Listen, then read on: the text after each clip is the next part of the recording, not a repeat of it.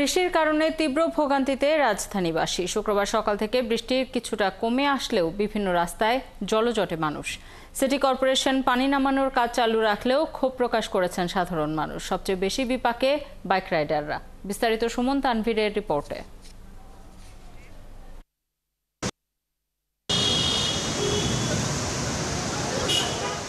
রাজধানীর অভিজাত এলাকা মহাখালী ডিওএসএস এর চিত্র এটি। রাত থেকেই প্রবেশমুখে হাঁটু পানি, রাস্তার পানি নামার সুযোগ নেই, তাই জলজটে বিকল হচ্ছে গাড়ি, বন্ধ হয়ে যাচ্ছে অটোরিকশা। আর আমগো কাস্টমরা চালায় গেছে, এখন কি বলবো বলেন। পানি লাগলে বন্ধ হইয়া যায়, তারপরে মনে করেন যে অনেক সময় দেখা যায় কালেক্টিনে পানি ঢুকিয়া যায়।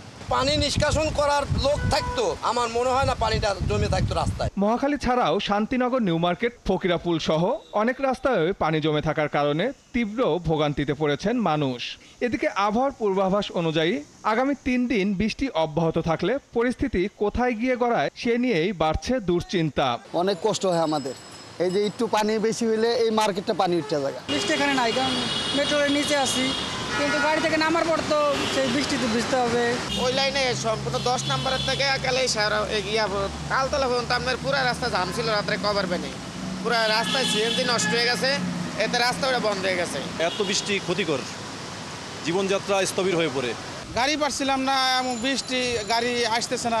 তবে বৃষ্টির কারণে আয় প্রায় শূন্য হয়ে যাওয়ায় সবচেয়ে বেশি বিপাকে পড়েছে বাইক রাইডাররা। যাত্রী হয় না, এই সমস্যা। 8টা থেকে বসে রয়েছি, বাইকে যায় না, অনেক সময় বৃষ্টিতে ভিজতে চায় না, আবার অনেকে আছে বৃষ্টিতে ভিজেই যায়, ওই আশায় বের হয়েছে আর কি। টানা আরো 2 দিন বৃষ্টি হওয়ার সম্ভাবনার কথা জানিয়েছে আবহাওয়া অফিস। সোমবার সূর্যের দেখা পেতে পারে রাজধানীবাসী। আজকে এটার অবস্থান হলো টাঙ্গাইল এবং পার্শ্ববর্তী এলাকায়।